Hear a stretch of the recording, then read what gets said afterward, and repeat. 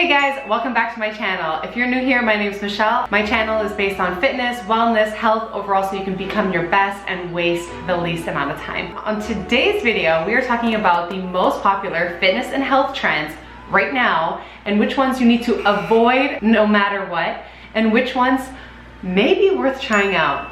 Let's go. Number one, 10,000 steps a day. The 10,000 step benchmark originated from a marketing campaign rather than a specific health objective.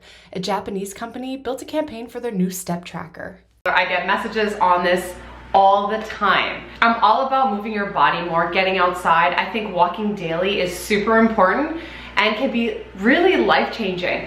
I don't think this specific number, it just makes no sense to have it the same for every single person. So I do encourage everybody to increase their movement, their steps every single day, but maybe you can achieve maximum results at 5,000 steps-ish every day. You know, maybe by the end of the week, you hit a certain amount of steps.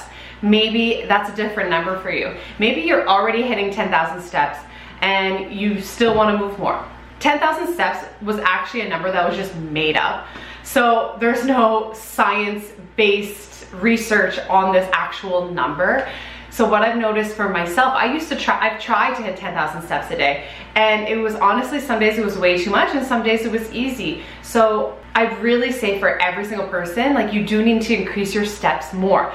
Outside, getting out for a walk, but I think trying to hit 10,000 steps, no, I wouldn't go for this number. I would find your own specific number. Maybe increase your steps by 2,000 every single day, and maybe up to, 5,000 steps increased every single day. See what works best for you, where you can maintain it, what you can hit every single day, and what you can actually maintain, because what happens with these unrealistic numbers is they're just not maintainable for life. I'm all about intuitive eating, intuitive training, listening to your body. So on some days, if you are depleted, you should not go out for a 10,000 step walk. I will go out with my dog for 2,000 steps on those days. It just happens, it tracks it automatically on my phone, so I now pay attention to it more. But if I push myself to do 10,000 steps on that day, I would just be taking from my energy tomorrow instead of listening to my body and actually recovering today.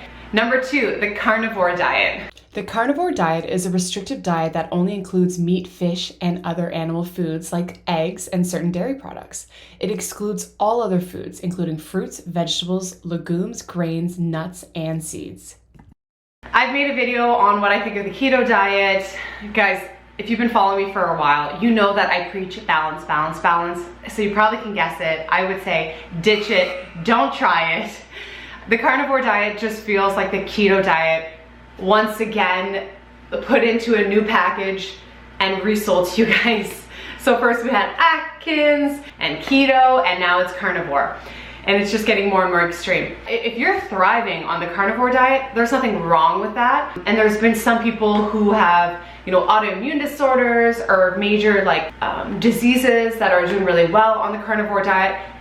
That is not mass population. I'd say for most people, do not do the carnivore diet.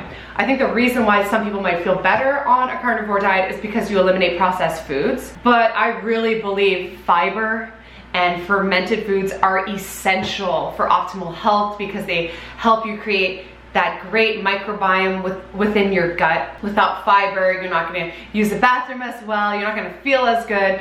And especially fermented foods have totally transformed my life.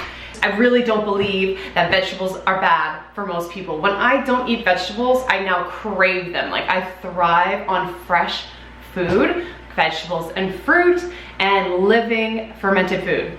So don't try it. Number three, cold plunging.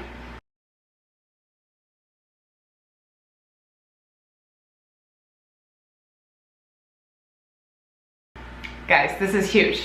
Every famous person on Instagram right now has their own cold plunging at their house, and they're all doing it every morning. And I'm at home with my heat on full blast, drinking coffee with my robe on and a scarf on. So this might be a bit controversial, but I would say skip it.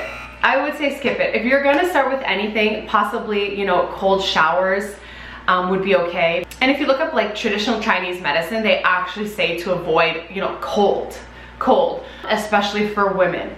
So it depends, you know, you might thrive on it. I live in Canada. It is friggin' cold out, and I know some of you guys are doing it. Like for me, when I go into something cold, it takes me hours to reheat up when it's already -20 outside. So I'm saying, and like, you know, in the summer, if you live somewhere as hot, it's probably a lot easier to do, and probably it definitely has some health benefits. I agree, but I would say overrated. Overrated, not necessary. If you're gonna start with anything, maybe a quick cold shower. I don't think cold plunging is necessary in a cold climate. Just stick your head outside. Number 4, super skinny body type is back.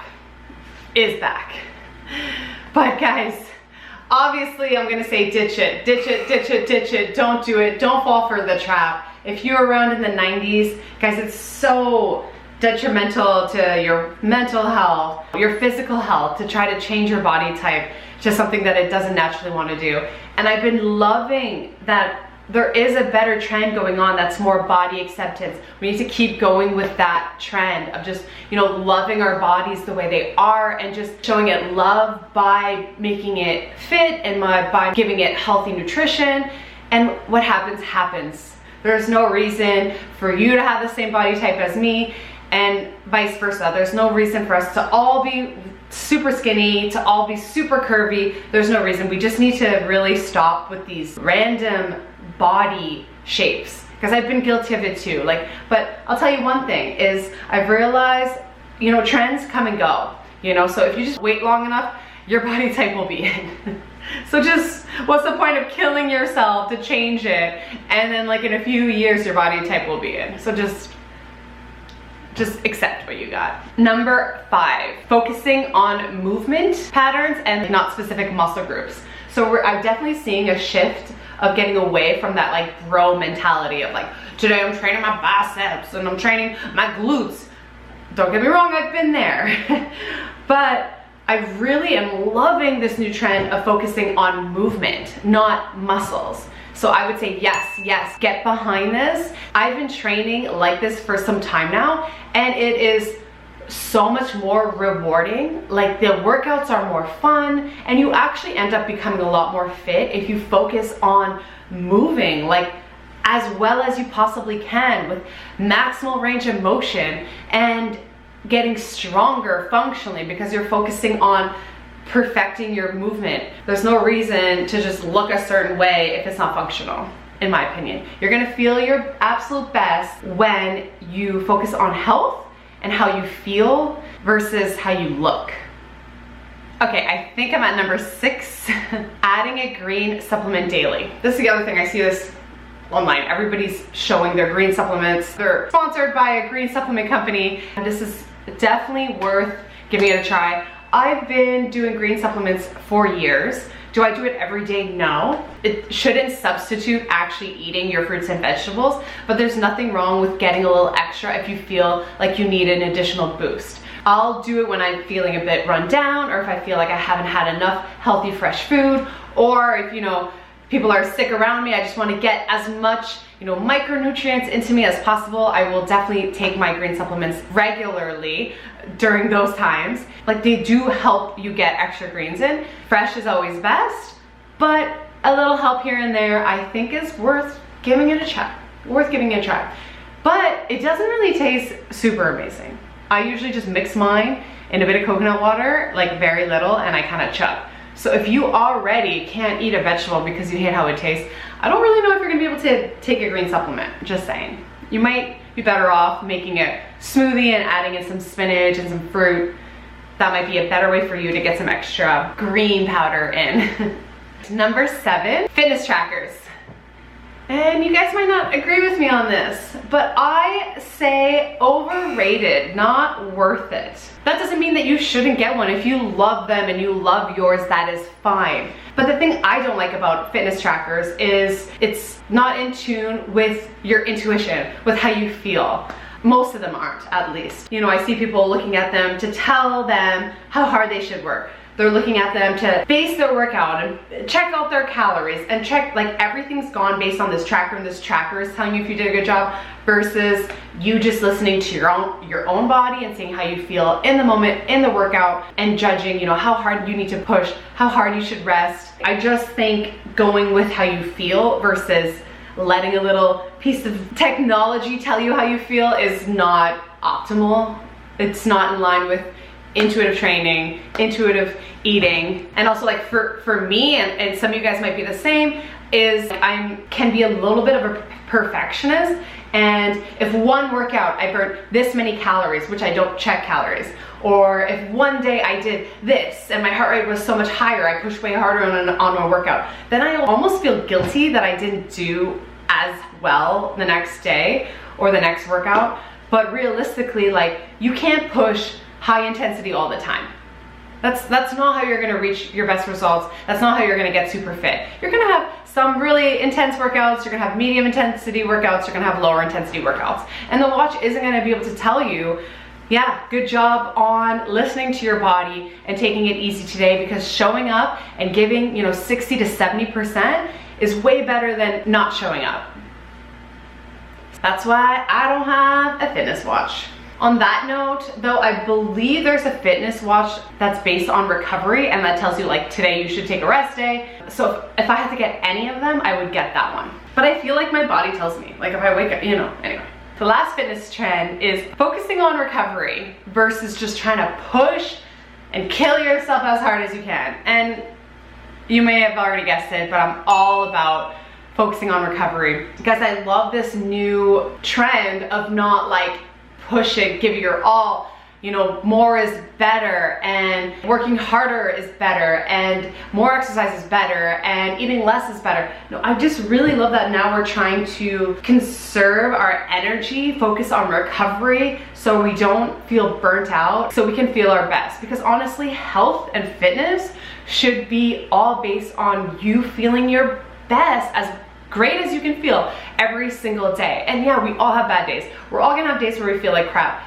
That's why we need to focus on recovery and not the push yourself, grinding, doing things when you just are so depleted. Those are good times to take, you know, days off, focusing on recovery, because actually building muscle, that all happens on your off days. So if you're not taking the days off, you're not gonna see the results you wanna see anyway, and you're gonna end up burning yourself out. Nothing with fitness and health should be a one-way fits all.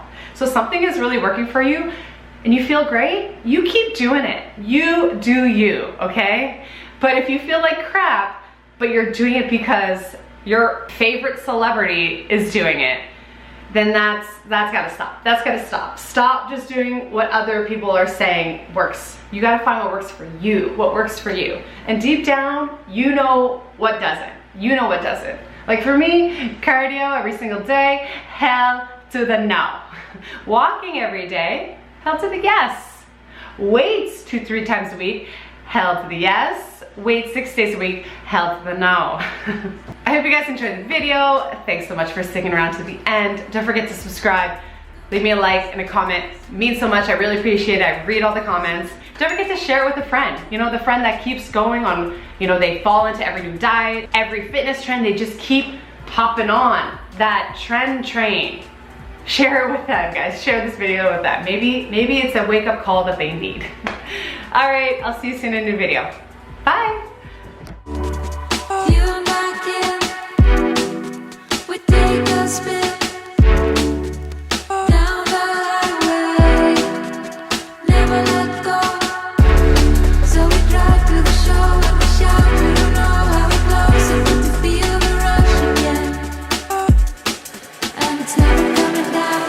We're invincible.